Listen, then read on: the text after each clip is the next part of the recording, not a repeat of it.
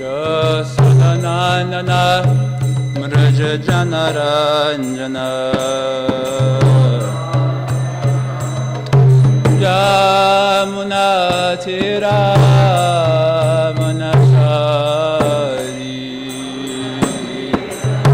Manachari Jaya Radha Madhava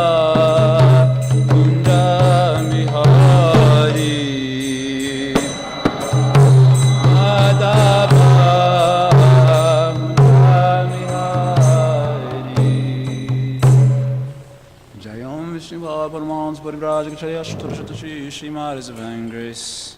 Srila Prabhupada ki, Rajagrantha Srimad Bhagvatam ki, Gaura Brahmanandi, all glories to the Sundvaris, all glories to the Sundvaris, all glories to Shri Guru and Gauranga.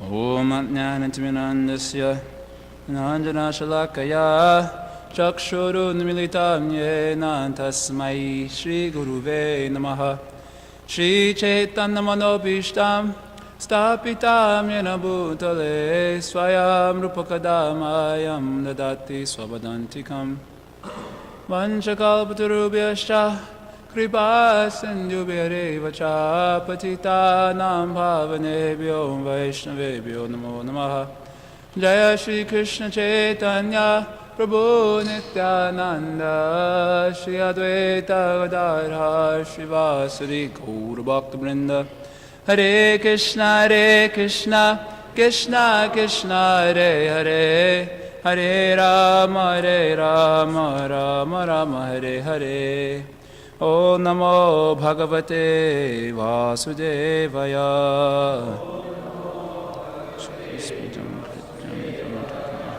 Om Namo Bhagavate Vasudevaya. Om Namo Bhagavate Vasudevaya.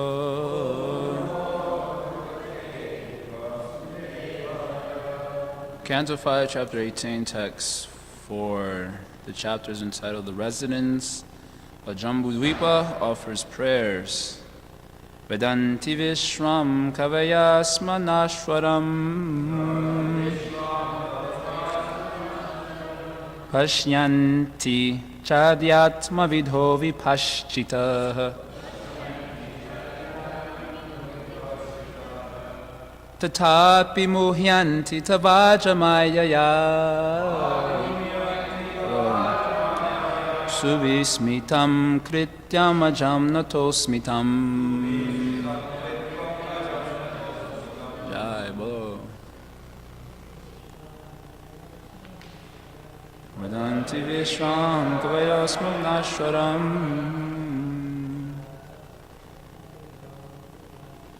Pashyanti Chadyatma Vido Vipashchita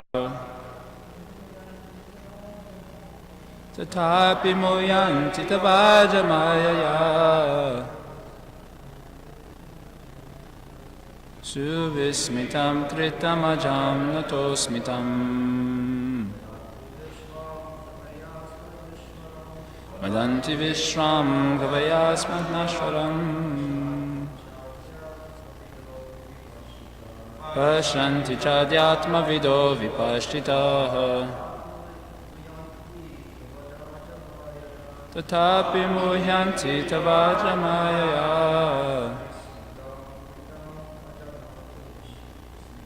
Suvismitam Krityam Ajam Natosmitam Vadanti Vishram Kavayasmanashwaram Pashyanti Chadyatma Vido Vipashchita Tatapi Muhyanti Tavajamayaya Suvismitam Krityam Ajam Natosmitam. Mothers, Vadanti Vishram Kavayasmanashwaram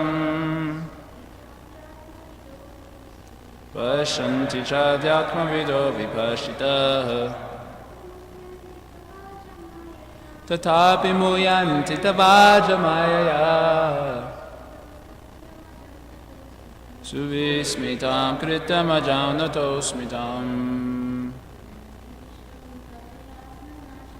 vedanti vishram kavayas manashvaram pashanti chadatmavido vipashita tatapi muhyanti tavajamaya suvismitam krityam ajanatosmitam vadanti. They say authoritatively, Vishram, the entire material creation, Kavaya, great learned sages, Sma, certainly, Nashwaram, perishable, Pashyanti, they see in trance, Cha, also, Adhyatmavida, who have realized spiritual knowledge. Vipashtita, very learned scholars. Tata api, still. Muhyanti, become illusioned. Tava, your. Aja, O unborn one. Mayaya, by the illusory energy. Suvismitam, most wonderful. Krityam, activity. Ajam, unto the supreme unborn one. Nata asmi, I offer my obeisances. Tam, unto him. Translation and purport by Srila Prabhupada ki Jaya. Translation, O unborn one, learned Vedic scholars who are advanced in spiritual knowledge certainly know that this material world is perishable, as do other logicians and philosophers. In trance, they realize the factual position of this material world, and they preach the truth as well. Yet, even they are sometimes bewildered by your illusory energy. This is your own wonderful pastime. Therefore, I can understand that your illusory energy is very wonderful, and I offer my respectful obeisances unto you. Purport. Not only does the illusory energy of the Supreme Personality of Godhead act on the conditioned soul within this material world, but sometimes it also acts on the most advanced learned scholars who factually know the constitutional position of this material world through realization. As soon as someone thinks, I am this material body, ahamamiti, and everything in relationship with this material body is mine, he is an illusion, moha. This illusion caused by the material energy acts especially on the conditioned souls, but it sometimes also acts on liberated souls as well. A liberated soul is a person who has sufficient knowledge of this material world and is therefore unattached to the bodily conception of life. But because of association with the modes of material nature for a very long time, even liberated souls sometimes become captivated by the illusory energy due to inattentiveness in the transcendental position. Therefore, Lord Krishna says in Bhagavad Gita, chapter 7, verse 14, Mam eva ye prapadyante mayami tam tarantite. Quote, only those who surrender unto me can overcome the influence of the material energy. End quote. Therefore, no one should think of himself as a liberated person, immune to the influence of Maya. Everyone should very cautiously execute devotional service by rigidly following regulative principles. Thus he will remain fixed at the lotus feet of the Lord. Otherwise, a little inattention will create havoc. We have already seen an example of this in the case of Maharaj Bharata. Maharaj Bharata was undoubtedly a great devotee, but because he turned his attention slightly toward a small deer, he had to suffer 2 more births, one as a deer and another as the Brahmana Jada Bharata. Afterward, he was liberated and went back home, back to Godhead. The Lord is always prepared to excuse his devotee. Yay. But if a devotee takes advantage of the Lord's leniency and purposefully commits mistakes again and again, the Lord will certainly punish him by letting him fall down to the clutches of the illusory energy. Is that negative? In other words, theoretical knowledge required by studying the Vedas is insufficient to protect one from the clutches of Maya. One must strongly adhere to the lotus feet of the Lord in devotional service. Then one's position is secure. Srila Prabhupada ki Jai. In the previous verse, it had mentioned about a certain type of living entity. And that living entity was described as one who can actually see the calamity of material life is surrounding him. And with the creation of the internet, it's easily accessible, the information about the calamity of material existence, the suffering of it, the temporary nature of it, and so on. It's rather quite apparent. And still, Mishan Napashati, even though they can see the disaster of material existence, they still do not see it. And why is that? And then the reason was given, Dhyayan Asat, because they're meditating on the temporary. Everyone has generally, the conditioned living entity has a false delusion of grandeur. He's always meditating on himself in a wonderful position, as a king, as a family man, as the center of attention. And so, absorbed in those contemplations, he doesn't observe that the world around him is actually a torture chamber, practically speaking. He can't perceive it because he's absorbed in his false delusions of grandeur, or asat, or duality. He said this to me, she did that to me. This is going on in the mind of the conditioned soul. So it's like, I often joke, it's just like if the house is burning down, let's say, the house is burning down, and you go up to a person and say, why did you say that to me? That's not a very good time to start having that discussion, because the house is actually burning down. We're in a dangerous situation. And they say, well, can we talk about this after we get outside the house? No, I want to talk about it right now.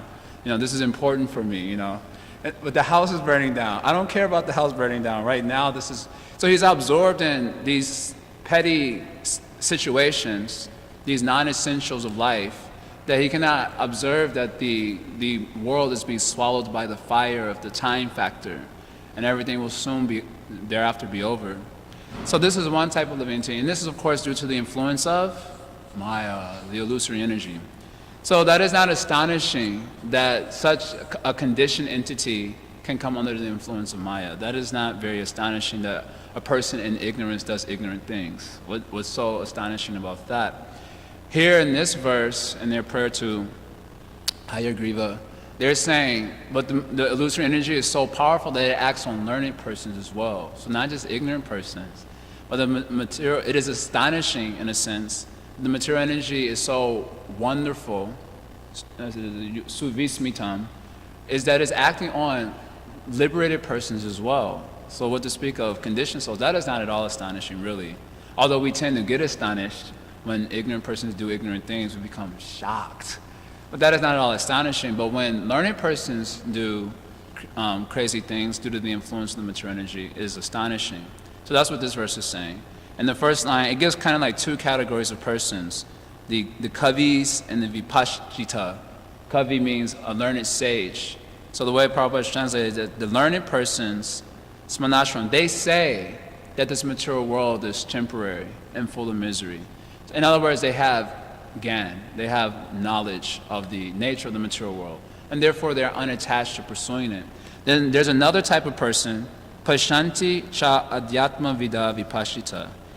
The second category of person, he sees by dint of realization, adhyatma vida, he's realized the actual nature of the material world. Vipashita, he is a very learned sage. So you can say this is a person who has vgyan. There's generally two categories of knowledge. One is gyan, someone who's got kind of like a theoretical understanding, which can take you pretty far. We don't criticize theoretical understanding. Theoretical understanding allows for a conceptual orientation of the self that begins to help us improve our life, of course. But then without vegan, we often become victims in a particular type of situation. Our GAN doesn't always hold up. So we need realization or experience of the actual truth. So that's called vegan. So GAN and vegan are there. Krishna speaks about this a lot in Bhagavad Gita, GAN and vegan. Many of us probably have GAN, and vegan is maybe lacking. But here is mentioned, even if you have vegan, tata api, even still. So you have the persons who have knowledge, they say the material world is temporary. You have the persons who are very learned, and they have realized it through some process of yoga, adhyatma vida.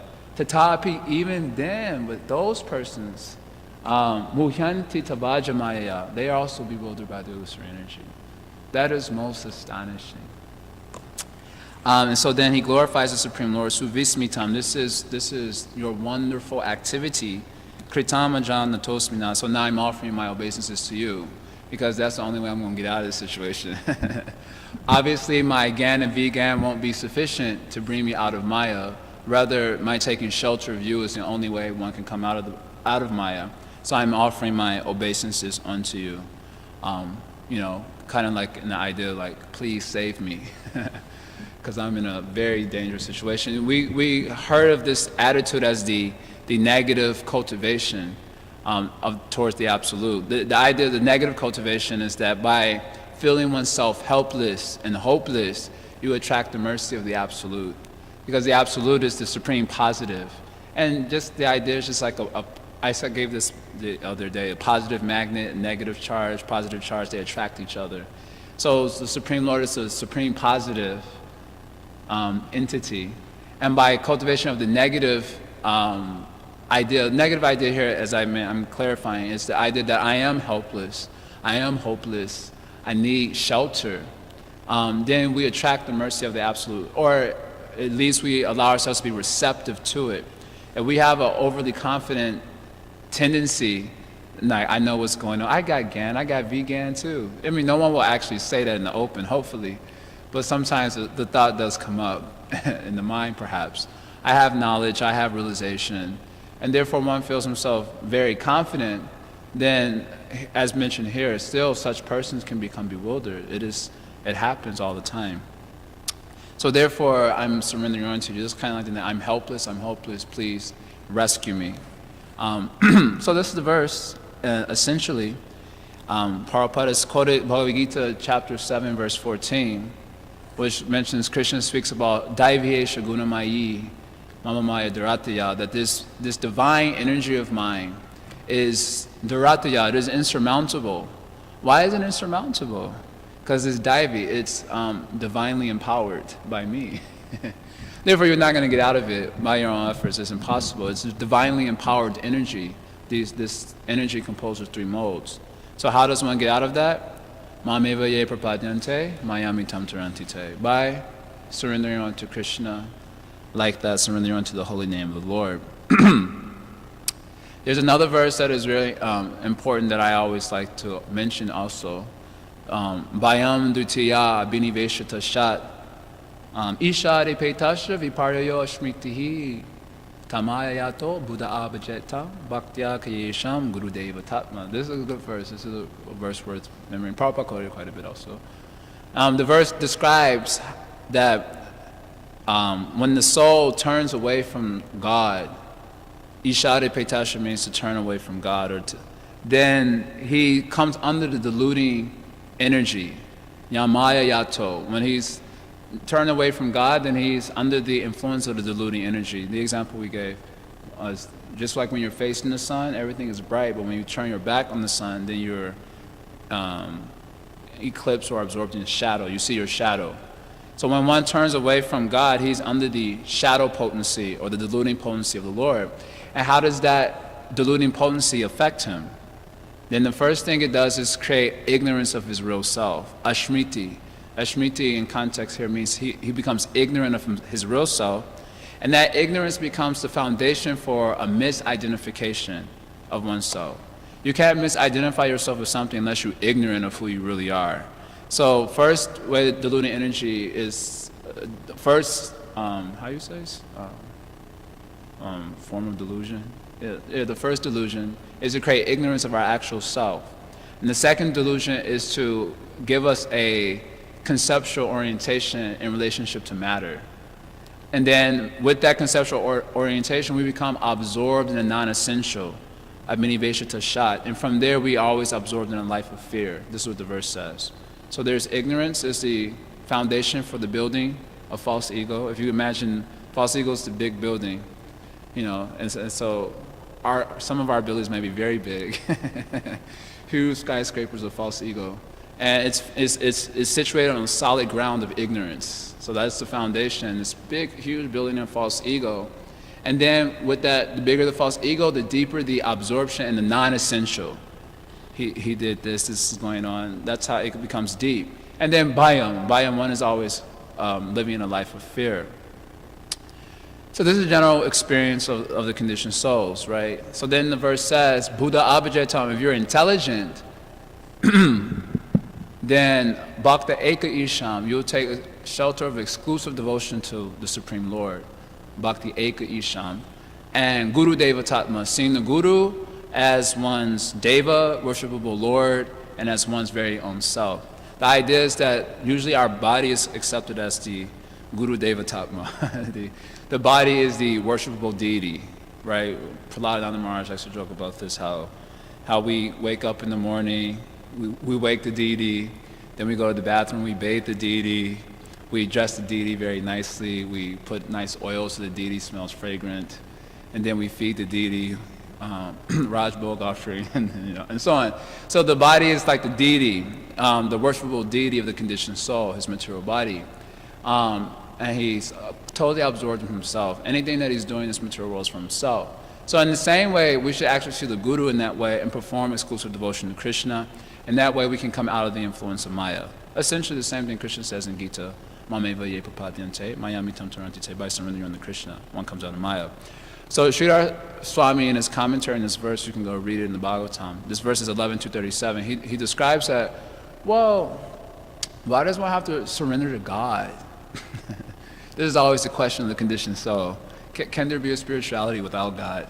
Oh, why does one got to surrender to God? I mean, because the reason we're deluded by Maya is because we have a false ego, a false conceptual orientation in relationship to matter. So we just break that ignorance, then we can get out of Maya. And there is no need for God in the whole formula. Doesn't that sound fantastic? No need to surrender to God, which is something that many conditioned souls, especially nowadays, feel uncomfortable with a lot of the fanatic religions around. As soon as you say surrender to God, the image that comes up is like chains and around the neck and around the arms and being dragged through the street. Some very negative idea of surrender is there. So they don't like the idea. So Sridhar Swami says someone may bring up this question, since our absorption in matter is simply due to ignorance of thinking ourselves as matter instead of spirit, if we can just nullify that ignorance that I'm matter and realizing I'm spirit, then I can come out of the influence of Maya, and there is no need for surrender to God. And that sounds, of course, very fantastic.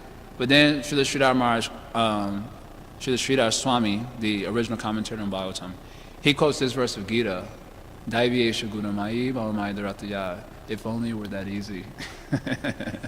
Then you would be satisfied with the idea of cultivation of knowledge and no need for surrender to God. But he quotes this verse of Gita to say, but the energy that you're trying to overcome is divinely empowered by the absolute reality. Therefore, there will be no question of overcoming it.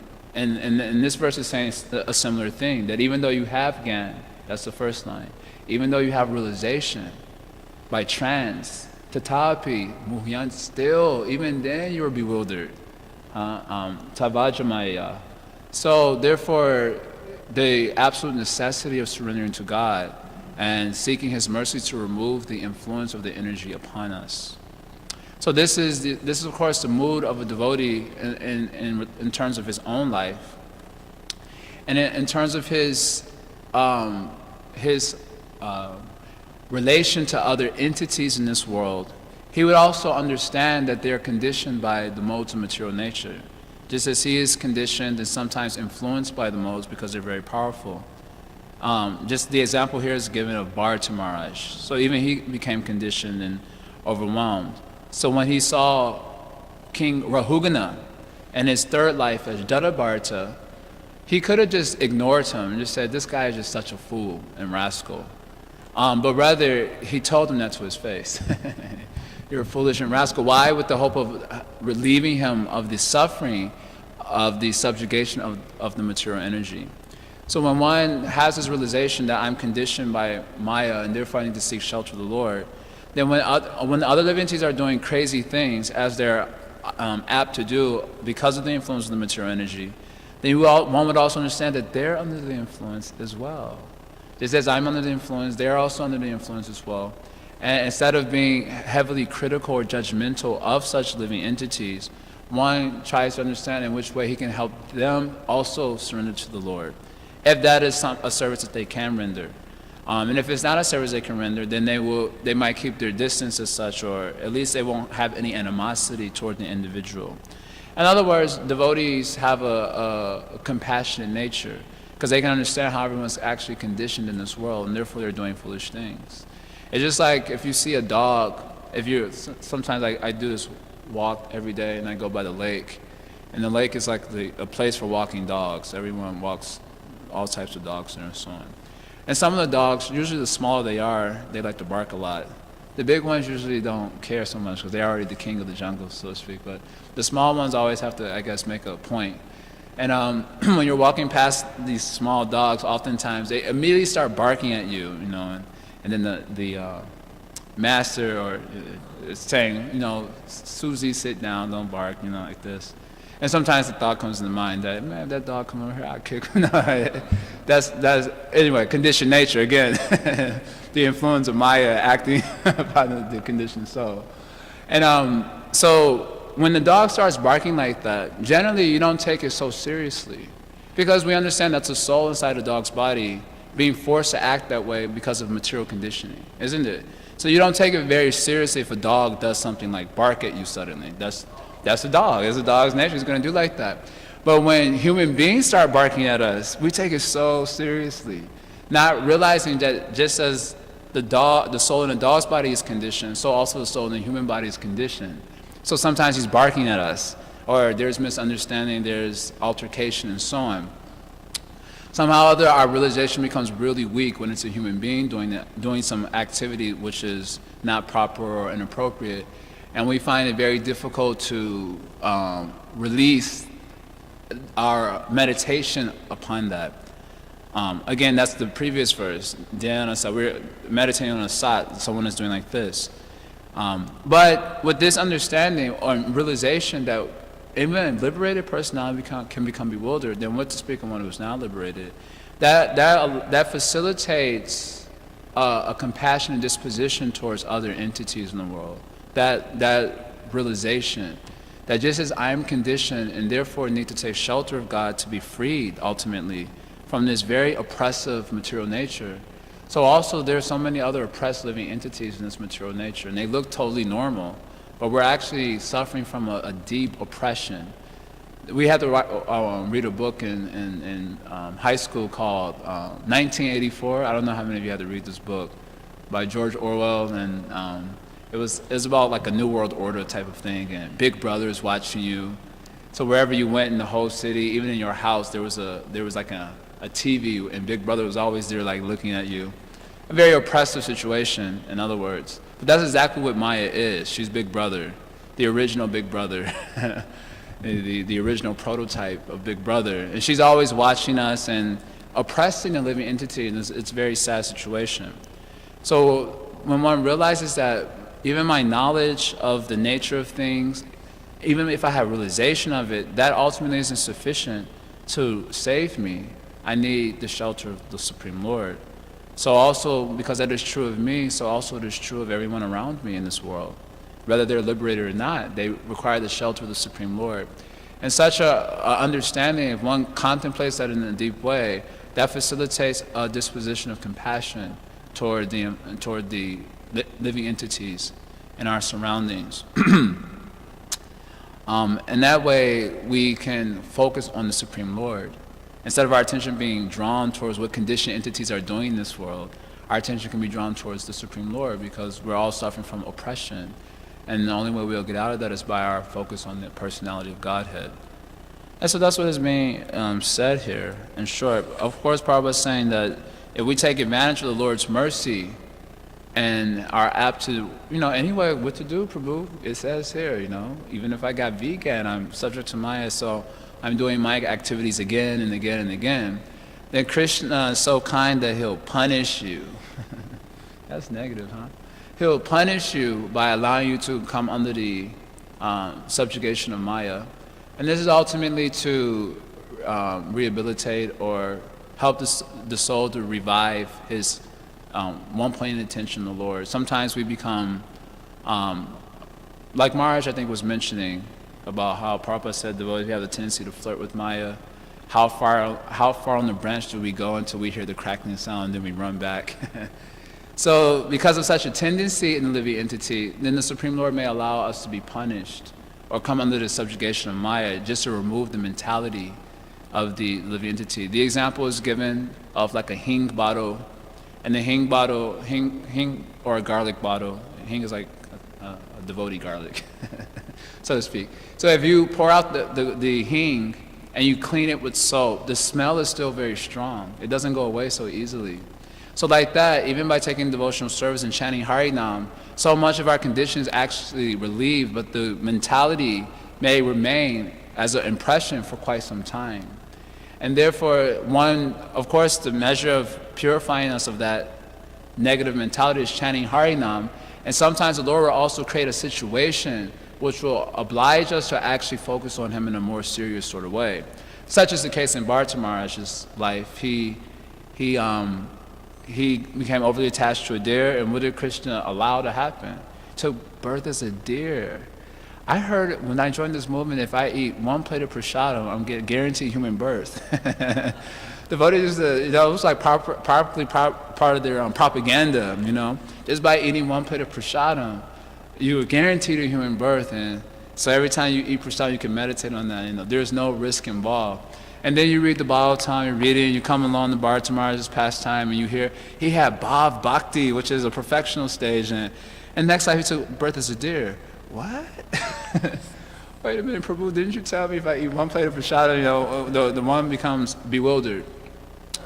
But then as you seriously study the pastime, you understand from Prabhupada's purports and the purports of the Acharyas that Krishna actually facilitated the augmenting of his love for the Supreme Lord by allowing him to take birth in the body of a deer. So in this way, the Lord was actually showing his kindness. Although ostensibly it looked like cruelty. How could you allow your devotee to take birth as a deer? But actually it was the Lord's mercy. So one may be put in such a situation on account of being overly absorbed in Maya, the modes of nature. So then Krishna will create a situation by which he can help us bhakta eka isham, taking full shelter of his devotional service, like that. And so one should not lament if such situations happen to them. Of course it would be difficult, therefore there's devotional sangha. But our training, or at least the training Prabhupada is trying to give us in his books, is that one should not only understand that the struggles one is having in one's life is due to his conditioning by Maya, due to the influence of his past misdeeds, but rather this is also very essential for me, for my further progress in Krishna consciousness. It is an arrangement by the Supreme Lord for my further elevation. It is hard to get into that conception. We can mentally, how you say? You can have a mental kind of orientation where you're like, yeah, this is for my... But when it's actually happening to you, your real conception comes to the surface. It's just like water and dirt at the bottom of a water jar. It looks like clear water, but if you shake it up a little bit, all the dirt comes to the surface. So similarly, many times we think that we have a certain conception about things, and then Krishna shakes us up a little bit, and our real conceptions come to the surface, our real attitude comes to the surface, and we become shocked ourselves. Oh, I didn't know I was like that. Yeah, we were like that. And Krishna's actually helping us out, so he's shaking it up and bringing out the real thing so we can purify our conceptions and really try to take shelter of him, which is the only solution to the calamity of material life. So are there any questions? That's my discussion. Yeah, okay, yeah. Hare Krishna. Thank you for your class. I have 2 questions. Is it okay if I ask both? The first question is, we always hear the pastime of Bharat Maharaj, but it's such a rare example. You know, it's the only example I could think of where somebody on the platform of Bhav had to take birth again in the material world, but then when he did, he came back as a self-realized deer. Mm-hmm. My question is... A self-realized deer. Yeah.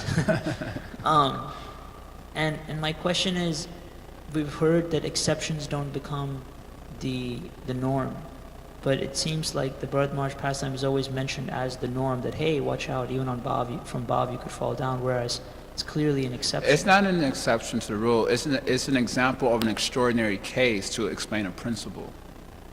It's not an exception to a rule. It's an example of an extraordinary case to explain a principle. And the principle is that the Supreme Lord may create a situation for helping us deepen our surrender to Him. So it's not, the extraordinary example is he had bhava, and he was dedicated to but still the Lord has created this situation for increasing his surrender. So the more extreme the example, the easier it is to understand the principle.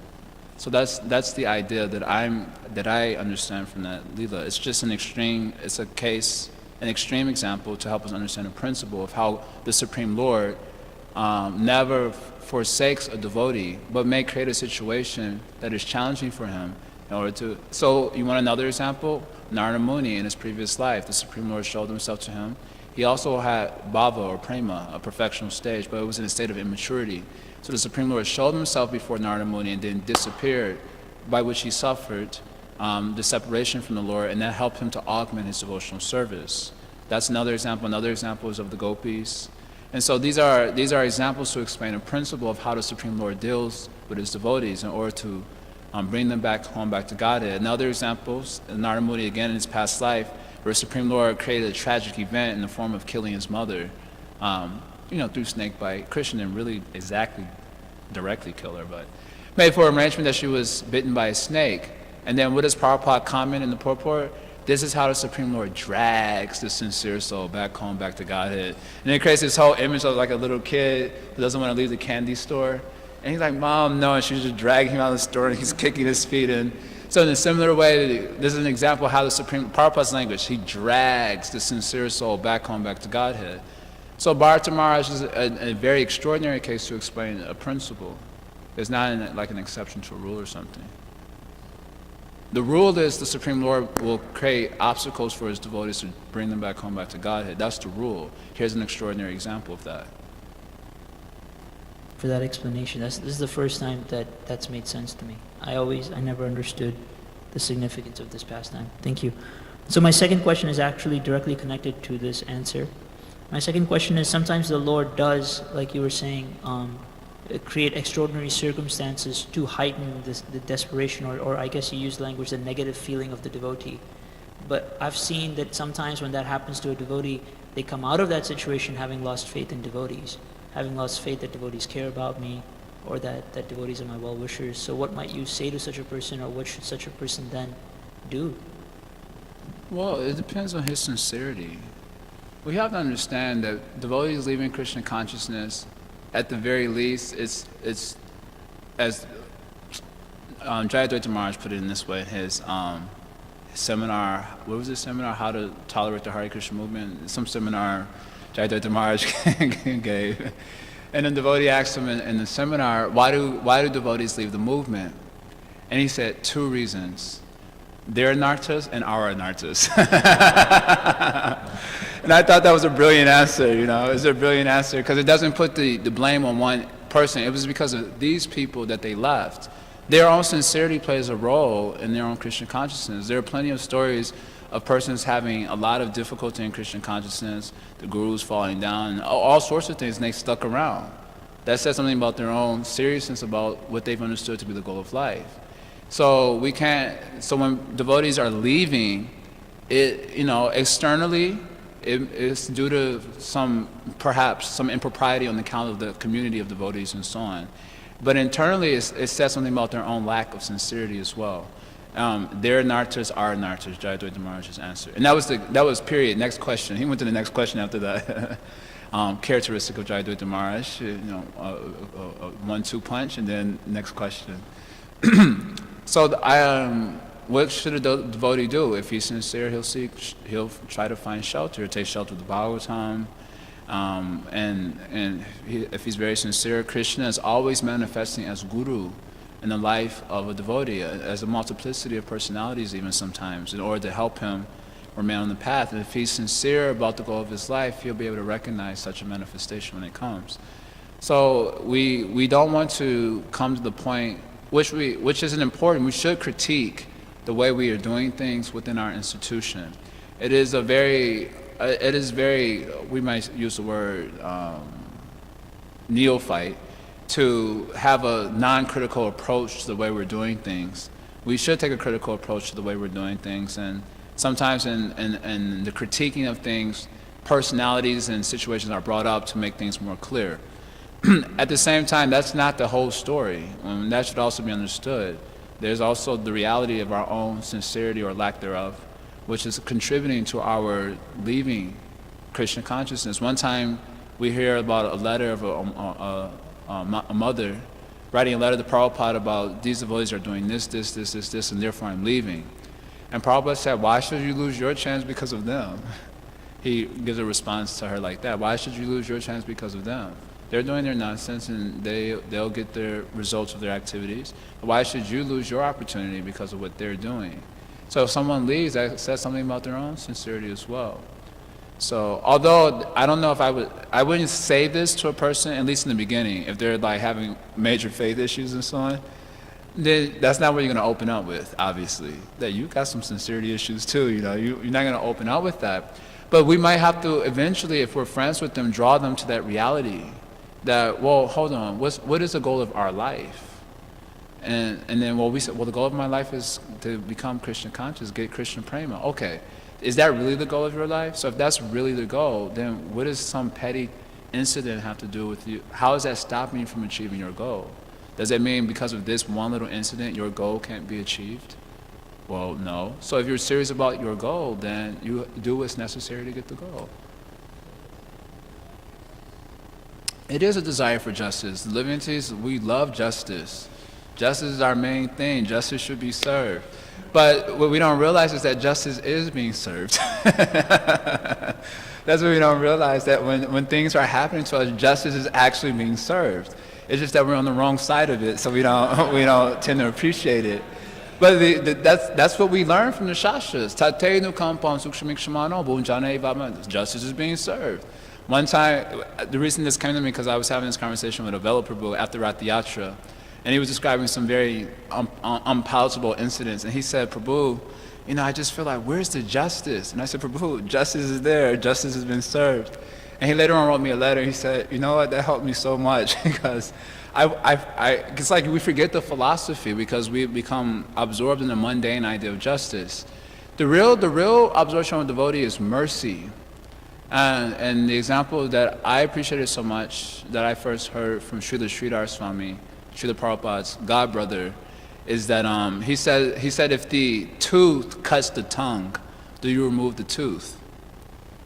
And that always stood out to me as a very beautiful. If the tooth cuts the tongue, do you remove the tooth? Of course, the answer is no. You show mercy to your poor teeth, isn't it? To poor tooth. So in a similar way, sometimes there are situations that are unpalatable, but then you can say take the role of justice, which may mean, well, just remove that nonsense tooth that cut the tongue. But the higher position is one of mercy, and that is the aspect of the Lord that we're ultimately asked to concentrate on. That He is all merciful. This verse, Aho Bhakayam Kalakanta, I'm forgetting the Sanskrit. The verse where Putana came to Krishna with her breast anointed, as it were, with poison to kill Krishna. And Krishna was like, oh, she's coming as a mother, so kind. Of course, he killed her, but, or we should say rather, he released her from that Putana form and gave her a form similar to a mother in the spiritual world. So Uddhava says, who can surrender to a more merciful personality who can be a more merciful personality than Krishna? So then we understand that this is the nature of Krishna, is that to give mercy the upper hand and justice a lower consideration. Now, in the case where a devotee is like dead, intent on being, let's say, rascal, then Krishna may allow some of that justice thing to be served in order to help orientate the devotee towards focusing on his mercy. But ultimately, Krishna's consideration is mercy. He gives mercy the upper hand. And thank God he does. Otherwise, there'd be hardly any scope for going back home back to Godhead if he didn't give mercy the upper hand. Of course, in his features, Mahaprabhu, mercy really takes the upper hand. So this is the reality that we are meant to focus on, the reality of the Lord's mercy. And therefore, meditating on that, taking on the quality of the Lord by becoming merciful ourselves. And being forgiving and so on, all that comes with being merciful. Okay, Krishna, you wanted to say something? Did I? Okay, did I cover it in my verbose ramblings? Are there any other questions? Okay, Luke has a question. Oh. And my verbose rambling, I guess I covered Krishna's question as well. So. Hare Krishna. Thank you. You mentioned how even persons who have Vijnan are still subject to Maya. Is that correct? Yeah, that's what the verse says. Okay. Pashanti chadatma vido vipashyata. So yesterday I was asked this question. Bhakti Shan and I were discussing some things, and he was asking about the first verse of the... Sorry. He was asking about the first verse of the Upadeshamrita. Okay. And he was saying, well, we hear there's two kinds of transcendentalists, the impersonalists and the personalists. So does that verse hold for impersonalists who have controlled these various senses? Are they also qualified to be guru? So I was wondering if you could give some reply. I was sharing my thoughts, but what do you think? Yes and no. The idea of this verse is that the senses are the kings of the world. Although we generally tend to think we're king, it is actually the senses who are ruling everything in the world. So the idea is that by conquering the senses, you become king, and then you become qualified to become king of others who are also subjugated by their senses. This is kind of the broad idea of the verse. That's a very broad idea of the verse. And a more specified idea, this is referring to Tri Danda Sannyas. This verse is quoted to explain Tri Danda Sannyas. So in Tri Danda, the Danda that Vaishnavas carry, there are 3 sticks. Sometimes there are 4 sticks. And the 3 sticks represents body, mind, and speech. And the 1 stick represents the jiva, and these are tied together. And the idea is that one is dedicated body, mind, and speech to the service of the Supreme Lord. So it's a reference to Tri Danda Sannyas, and in that sense,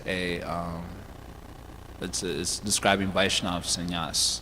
And again, sannyas doesn't, of course, Tri Danda, that's one idea. Of course, sannyas in a broader sense is the attitude of servitude to Krishna. Because we're about to read Bhagavad Gita, chapter 18, where Arjuna said, what's the difference between sannyas and tyag?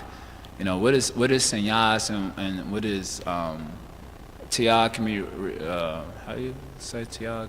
Like, yeah, but sannyas may cause, huh? That's it. Sacrifice means to give up. Like, it's like renunciation. So are these words like synonyms, or are there different meanings? And then the answer Krishna will give is that sannyas refers to actually giving up self-motivated activities.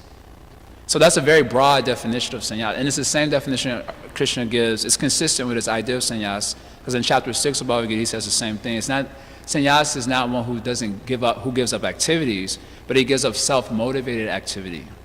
So sannyas is really just the attitude of servitude towards the Supreme, and that was the take of it for Lord Chaitanya.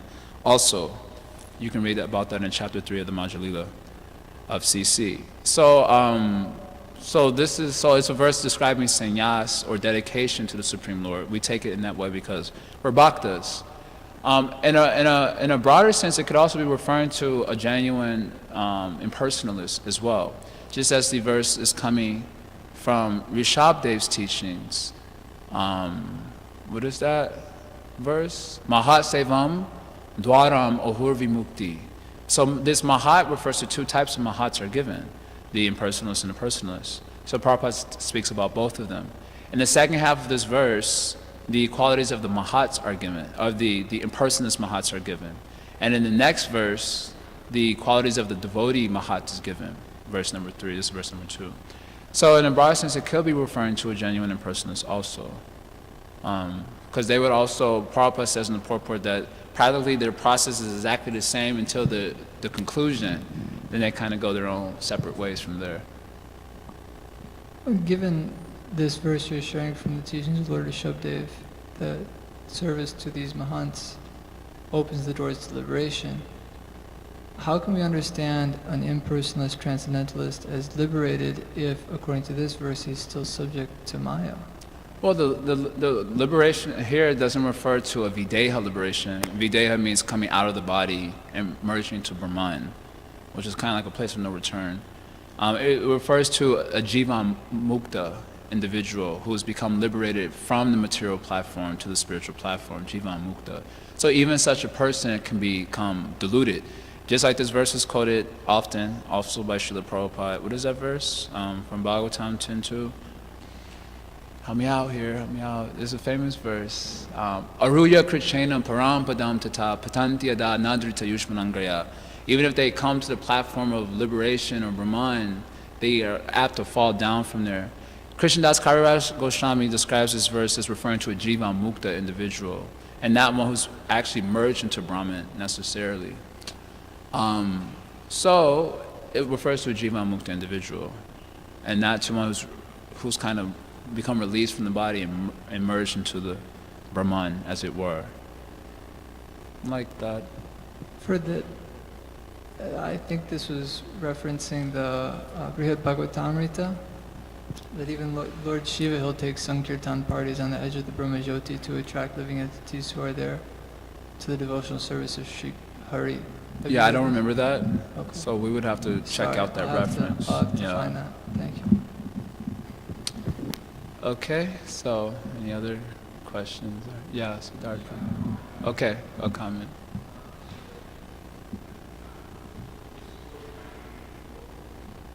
Oh, the book, yeah. I was thinking Bhagavatam chapter 19, verse. Yeah, can you turn on the mic? It makes it easier to hear you. Book called The Brave New World by Aldous Huxley. Yeah, I didn't read that one. I was supposed to. That book was, no, I'm giving you a summary in two sentences, you don't need to read it.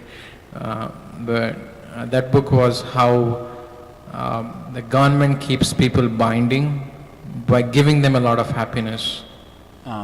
It keeps them intoxicated and the rules are completely removed. Yeah. You can have unlimited sex with unlimited people and you can always be intoxicated. Yes. Delirium. And they discovered some technology by which they can live unlimitedly, and the procreation is rationed. You don't procreate too much. That way your resources are in check. Yeah. So I was thinking that you usually say that Maya has The original prototype. three potencies. One is deluding, and one is. So what are those again? The first installment of delusion is ignorance of oneself. The second installment is a false ego, a false conceptual orientation with matter, and the third one is absorption in the non-essential. I was referring to pratyakshatmika, avaranatmika. Yeah, those are two broad categories. I didn't mention those, but yeah, that is the avaranatmika means to cover. So this covering refers to the first installments of delusion, as it were. And then the Prakshipatmika refers to distracting the living entity. That refers to the third installment in the way that I described it from this Bhagavatam verse. Yeah, that's sufficient.